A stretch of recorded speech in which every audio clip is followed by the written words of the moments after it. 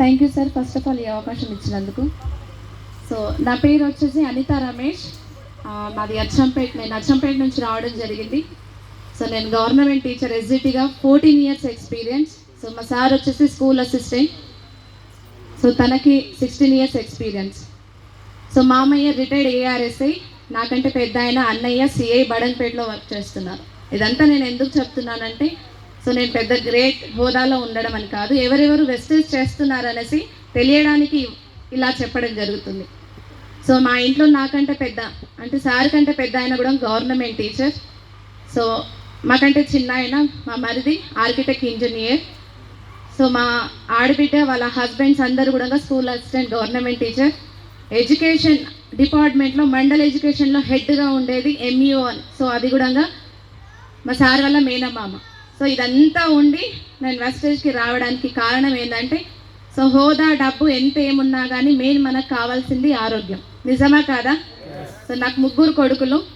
So పెద్ద బాబుకి 13 years ఉంటుంది, చిన్నోనికి 7, థర్డ్ బాబుకి 5 years. సో 3 పిల్లలకి ఒకరు వెనకాల ఒకరు హెల్త్ ప్రాబ్లం. మెయిన్ ప్రాబ్లం ఏంటంటే మా పెద్ద బాబుకి న్యూమోనియా. దాదాపు 2-3 years వరకు నిజంగా నరకం చూసిన నేను. ఎట్లా అంటే వాడికి విపరీతమైన అంటే న్యూమోనియా ప్రాబ్లం వల్ల యాంటీబయాటిక్ ఇంజెక్షన్స్ చేయడంతో విపరీతమైన మోషన్స్ వస్తుండే. ఒక్కొక్కసారి నేను మా ఆయన ఇద్దరము ఆ మోషన్స్ ప్యాంపర్స్ తీయలేక అట్లాగే నిద్రపోయేవాళ్ళం. 2 years కంటిన్యూస్గా డేకి 30 times మోషన్కి వెళ్ళేది. ఒక జాబ్కి వెళ్ళడం. సో నాకు మదర్ లేదు, చూసేవాళ్ళు ఎవరు లేకుండే, అత్తమ్మ మామయ్య వాళ్ళు అంటే ఎంత ఉన్నా కానీ సో నాకు నేనే, మా సారు నేను ఇద్దరం కలిసి చేసుకునేటోళ్ళం. సో ఇలా నేను బాధపడుతున్న తరుణంలో జస్ట్ వెస్టేజ్ స్టోర్ దగ్గరికి వెళ్ళేసి ఆర్గానిక్ వెస్ట్ సప్లిమెంట్ అంటే వెస్టేజ్ గూగుల్లో సెర్చ్ చేసి సప్లిమెంట్స్ ఫస్ట్ నేను కుకింగ్ ఆయిల్ ఇంట్లో హోమ్ నీడ్స్ తీసుకొని, తర్వాత మా బాబుకి ఉన్న ప్రాబ్లం ఉంది కదా, ఆయిల్ చాలా బాగుంది. సో మా ఆయనకి ఆయిల్ ఫుడ్ ఎక్కువ నచ్చదు, నాకు ఎక్కువ కొంచెం ఇష్టపడతాను, ఇష్టంగా తింటా.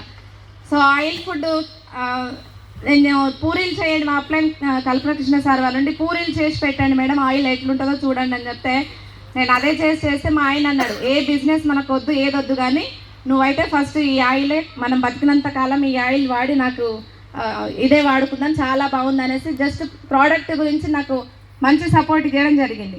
తర్వాత వచ్చేసి ఆయిల్ వాడుకున్న వెంబడే నేను మా పెద్ద బాబుకి మెయిన్ ప్రాబ్లం ఉంది కదా మా ఇంట్లో, సో ఆ ప్రాబ్లంకి న్యూమోనియా ప్రాబ్లంకి రెస్పోకే, కొలెస్ట్రాల్, తర్వాత multivitamin gummies, protein powder, so ఆ విధంగా సప్లిమెంట్స్ స్టార్ట్ చేసిన మా బాబుకి. సో నేను స్టార్ట్ అయినప్పటి నుంచి ఇప్పుడు వరకు ఆ ప్రాబ్లం అనేది రిపీట్ అవ్వలేదు. సో నాకు చాలా హ్యాపీ అనిపించింది. సో అలా మా చిన్న బాబుకి ఎప్పుడు చూసినా డెంగ్యూ వస్తుండే. ఎప్పుడైతే సప్లిమెంట్స్ ఇంట్లోకి తీసుకొచ్చానో అప్పటి వరకు మా పిల్లలకి ఇప్పటి వరకు కూడా వైరల్ ఫీవర్ అని కాదు కదా, ఒక కోల్డ్ కాఫ్ వచ్చినా కానీ నోని కొలెస్ట్రాల్ మల్టీవిటమిన్ గమ్మీస్ వేసేస్తే 3 daysలో క్యూర్ అయిపోతుంది. హాస్పిటల్ మెట్ అనేది ఎక్కట్లే. సో ఇంత బాగా రిజల్ట్ వచ్చినప్పుడు ఎందుకు చాలామందికి లైఫ్ ఇవ్వచ్చు కదా మనము అనేసి అడిగేసిన. ఆ తరుణంలోనే హెల్త్ సప్లిమెంట్ అంటే హెల్త్ పరంగా ఒక సఫర్ అవుతే, సో డబ్బు పిల్లలకు హాస్పిటల్ స్కూల్కి తిప్పుతుంటే ఎంత గవర్నమెంట్ ఎంప్లాయీస్ ఇద్దరు ఉన్నా కానీ డబ్బు సరిపోద్దా వాళ్ళకి? అవునా కదా? కొన్ని ఈఎంఐస్ అనేసి ఫ్యామిలీస్ అన్నీ ఉంటుండే. నిజంగా మాకు వచ్చే శాలరీలో 20వ తారీఖు వస్తే చాలు 2,000 మిగులుతుండే. ఆ 2,000కి మళ్ళీ ఏ హాస్పిటల్కి వెళ్తే ఎక్కడి నుంచి తేవాలరా దేవుడా? ఇద్దరు గవర్నమెంట్ ఎంప్లాయీస్కి ఎక్కడైనా వెళ్ళేసి డబ్బు కావాలంటే ఇస్తారా? ఎన్ని మాటలు అంటారు. సో ఈరోజు ఇక్కడ వచ్చిన వాళ్ళందరూ కూడా గవర్నమెంట్ జాబ్ ఉంటే లైఫ్లు మారుతాయి అన్న వాళ్ళే ఉంటారు ఇక్కడ. నిజమా కాదా? అలా ఎవరికి అడిగినా కానీ మీ దగ్గర డబ్బు ఉండకపోవడం ఏంది? ఇంకొకటి మామయ్య ఎంతో కొంత ఆస్తులు సంపాదించిండు, 30-40 acres, ఇన్ని ఆస్తులు ఉన్నాయి కదా అనేసి ఒక్కరు కూడా నాకు అప్పు ఇవ్వకపోయేది.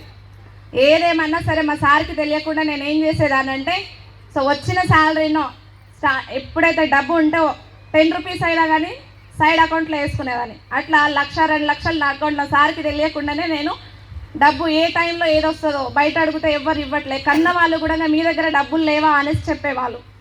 సో అట్లా మా సార్కి నేనేం చెప్పిందంటే బయట నుంచి తెచ్చిస్తున్నా నీకు డబ్బులు, అంటే బాబుకి సడన్గా హెల్త్ ప్రాబ్లం రావడం వల్ల అట్లా చేస్తుండే.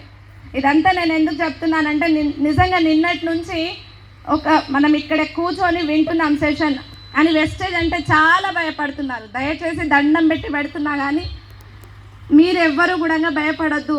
ఒక లైఫ్ని మేము హ్యాపీగా లీడ్ చేస్తున్నాం అనే జాబ్లో ఏమీ లేదు.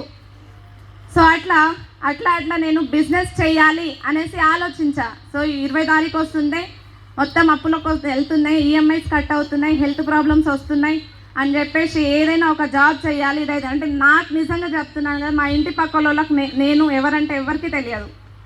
నేను ఎప్పుడైనా బయటికి వెళ్ళాలంటే నువ్వు ఎవరు భార్య లేకపోతే ఎవరు కోడలని అడిగేది నన్ను. అసలు నాకు ఇల్లు స్కూల్ తప్ప ఏం తెలియదు. ఆ స్కూల్కి కూడా స్కూటీ పైన వెళ్ళలేదు, వేరే టీచర్స్ కూడా తెలియదు నాకు. అలాంటి దాన్ని కోటప్ప కొండ వరకు వచ్చినా అంటే చాలా హ్యాపీగా ఫీల్ అవుతున్నా.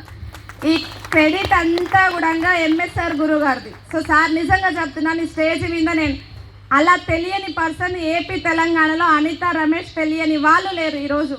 సో అదంతా నాకు ఇచ్చింది గురువు గారు ఎంఎస్ఆర్ సార్. నిజంగా నేను నా లైఫ్లో నేను చాలా కోల్పోయినా అనుకున్నా ఒకప్పుడు, కానీ ఇప్పుడు మళ్ళీ తిరిగి తీసుకుంటున్నా. అంటే మా మదర్ ఉన్నప్పుడు నా లైఫ్ చాలా హ్యాపీగా ఉండే, అమ్మ చనిపోయిన తర్వాత నా లైఫ్ మొత్తం పోయింది అనుకున్నా. సో స్కూల్లో టాపర్ ఉండే, సో ఒక్కసారిగా అమ్మ చనిపోవడం వల్ల నా జీవితం మొత్తం అయిపోయింది అనుకున్నా. స్కూల్లో ఏ కాంపిటీషన్లో అయినా కానీ ఫస్ట్ నేనే ఉండేదాన్ని. ఒక్కసారిగా అమ్మ చనిపోయి జస్ట్ నాకు అప్పుడు వచ్చేసి 16-17 ఏజ్.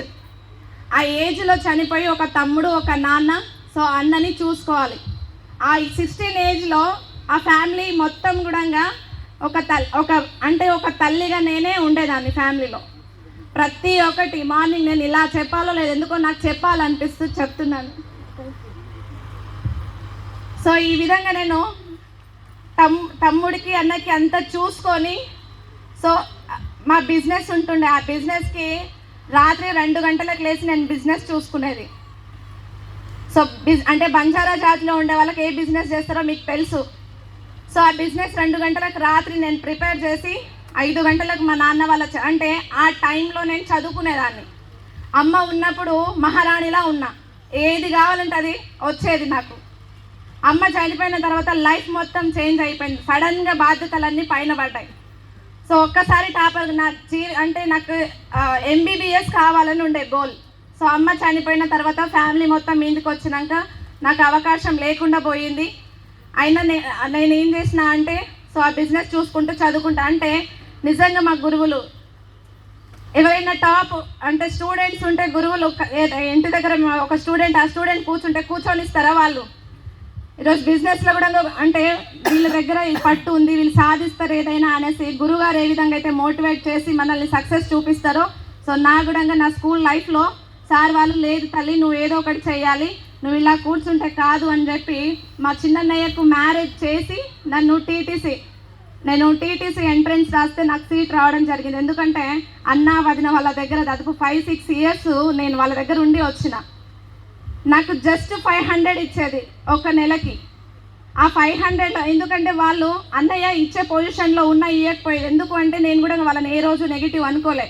ఒక ఆడపిల్ల కదా, ఎక్కువ డబ్బు ఇస్తే ఎటో అవుతుందో, ఎందుకంటే సమాజంలో చూస్తున్నాం కదా మనం. సో అలా అనుకోనేమో, నేనైతే అలాగే అనుకున్నా. 500 రూపీస్ నెలకి ఇస్తుండే, 100 రూపాయల రూమ్ రెంట్, 100 రూపాయల ఛార్జ్, 200, తర్వాత ఏదైనా అవసరాలకి 100 రూపీస్ మిగులుతాయని చెప్పి ఇచ్చేది నాకు. అలా అయినా సరే, కాకపోతే డబ్బులు సరిపోకపోయేది. సో నేను అప్పుడు 6,000కు బీఈడి 6 మన సబ్జెక్ట్స్ బీఈడి అంటే నేను చదువుకున్న దాంట్లో బీఈడి వాళ్ళు నాకంటే హయ్యర్ వాళ్ళు, నేను టీటీసీ కదా, సో బీఈడి చేసేవాళ్ళు రికార్డ్స్ రాసి, సో నాకు స్టడీకి కావాల్సిన డబ్బుని తీసుకొని, సో నేను అలా అంటే నాకేంటంటే అమ్మ చనిపోయింది, ఇంకా నాకు లైఫ్ లేదు అనేసి ఆ విధంగా ఉండేదాన్ని. చాలా యాక్టివ్ ఉన్న ఆమె నేను ఒకసారిగా ఇలా అయిపోవడం ఏంది అనేసి నా మైండ్లో జాబ్ కొట్టాలి అనే మైండే ఉండే. సో లాస్ట్కి నాకు జాబ్ వచ్చేసింది. సో నాకు 2012 నాకు జూలైలో ఎడ్యుకేషన్ అయిపోతే డిసెంబర్లో నాకు జాబ్ వచ్చింది.